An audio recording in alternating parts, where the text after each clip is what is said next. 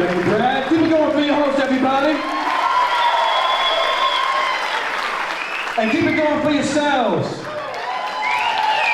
Yes, wow, you are looking good. I want to tell you, man, this opportunity to perform in front of you guys in this 410-seat sold-out theater is a dream come true. Yes, sir. Although I have to say, there were way more black people in my dream. I thought I walked into an ambush. I asked the dude at the door, I was like, yo, is it cool? He said, look, brother, I don't hate black folks. He said, as a matter of fact, some of my best friends hate black folks, but not me.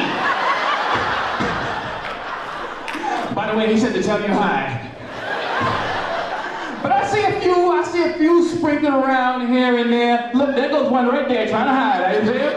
Yeah. Slinking down in his chair looking like he just staged the Alabama sit-in. He said, we don't want no trouble, we're just here to have a good time, is all. I hope when you leave here, your school bus ain't on fire. Hey, that's my fault, though. Now I know when the sign says Mike Murray and Bill Simons and friends, they ain't talking about me. Ah, man, this is great. But let me ask you a question, though. Round of applause if you remember Winter Storm 2015. Yeah, never forget, right? So let me ask you a question. Is it me? Or was last February like the whitest Black History Month ever? Remember that? First we had Hurricane Juno, remember that? And then we had a snowstorm, and then we had another snowstorm on top of that, remember that? And just when you thought it couldn't get any whiter, we had the Grammys.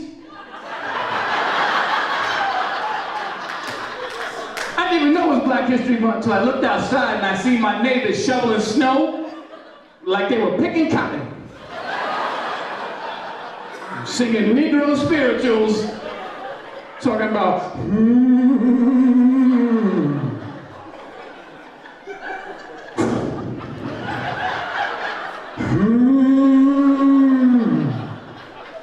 Go ahead, y'all can laugh, because my neighbors are white.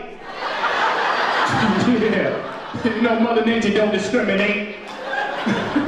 Yeah, I live in the suburbs, man. I've been in the suburbs for about 10 years, man. I can tell you, when I first got to the suburbs, it was tough, man, because I went about 6 months without seeing another black dude. I went downstairs to get a glass of water. I called the cops on my own reflection. I was like, you got to hurry up. There's a black dude climbing in my window. They said, what's he wearing? I said, he got a bathrobe on and a glass of water. Hurry up. And I said, I think he's trying to rape my wife. He said, what makes you think he's trying to rape your wife? Because his pants are down and he got a condom on. Hurry up! But I got some good news, man. I quit my job this week. Yeah. Then I got hungry, so I changed my mind. But my boss was upset. He said, you're supposed to give us 2 weeks' notice. I said, you ain't noticed? I ain't been doing shit for 2 weeks. So you ain't doing your job. But I had to quit, man, because, you know, these guys drink coffee, and I don't drink coffee. And I had to quit, stop drinking coffee for 2 reasons. Number one, I ain't trying to work that hard. I feel like if I drink coffee, you should have to pay me time and a half. And number two, when I first got the job, you know, they had me pee in a cup, and I don't remember which cup it was. Yeah, I'll have a drink and take a shit when I get home. That's what I'll do. So I got 2 boys for sale, if anybody's interested. The little one comes to me, he says, Daddy, he says, how come when David Banner changes into the Incredible Hulk, his shirt rips and his shoes rip, but his pants don't rip? I said, I don't know, son. Maybe he's not that incredible, I guess, right? And the big one, he's sitting there wondering when his titties are gonna pop out. So I had to teach the boy about the birds and the bees. You teach your kids about the birds and the bees? Yeah, I had to go get me a book. Went to the library, man, and let me tell you, this book was like light porn, man. Light porn. I should have known something was wrong, because when I first checked the book out, you can see that the last kid that renewed the book checked it out like 17 times.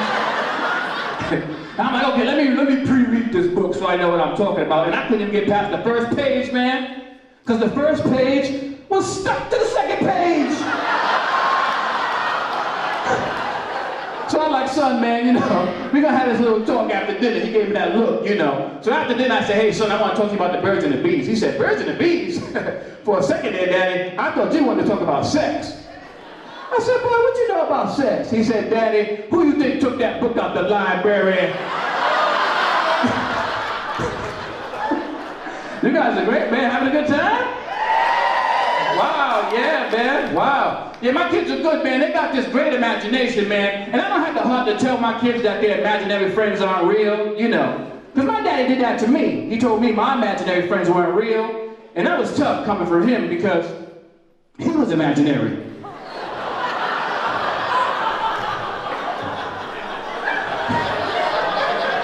It was like the pot calling the kettle black. Yeah, I remember my daddy when I was 15. No big deal. My big brother taught me how to pee straight and ride a bike at the same time. I remember that I used to write this man a letter every year for the holidays, you know, Christmas, birthdays, and I would just flush it down the toilet. I figured if he's a piece of shit like they say he is. You can imagine my surprise when he wrote me back. That's what you get when you're raised by teenagers. Round of applause. Anybody in here been raised by teenagers? Not too many. Okay. Oh man, teenage crazy ain't popular as it used to be, huh? Yeah. All right. Yo, round of applause. How many of you guys got teenagers of your own? Yeah. Okay. Now pretend that they're your parents. Yeah, I should be dead right now. And my mother still thinks she's young. When we go out, she said, "Baby, if anybody asks you, you say I'm 29."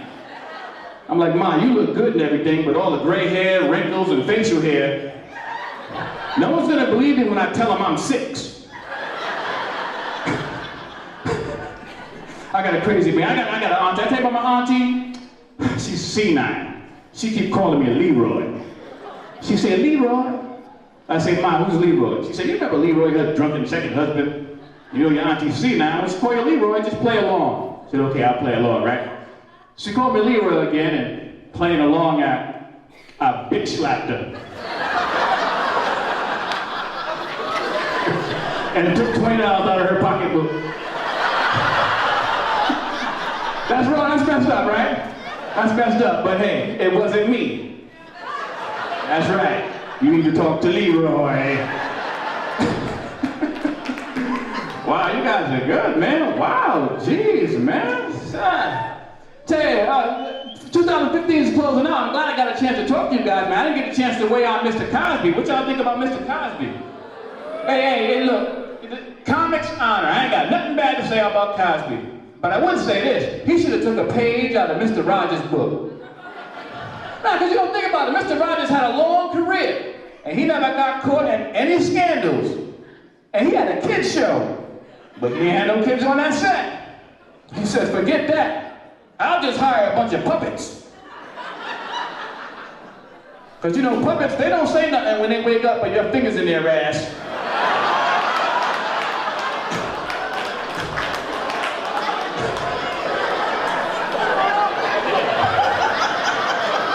Some say, hey, he made me feel alive. I mean,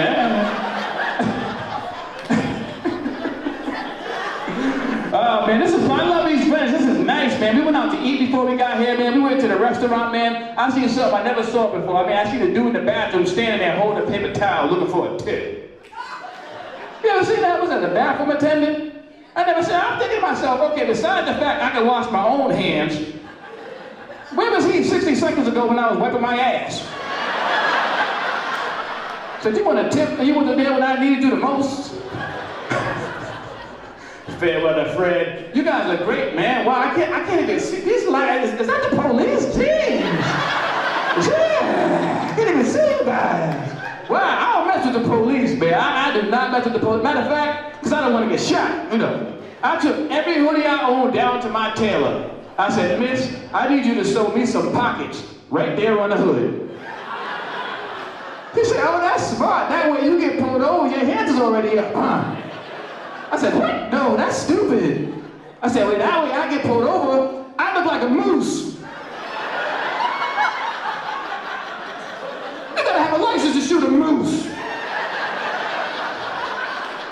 I see the police, I'm like, license and registration. No, let me see your license and registration. And that's my child. My name is Dale.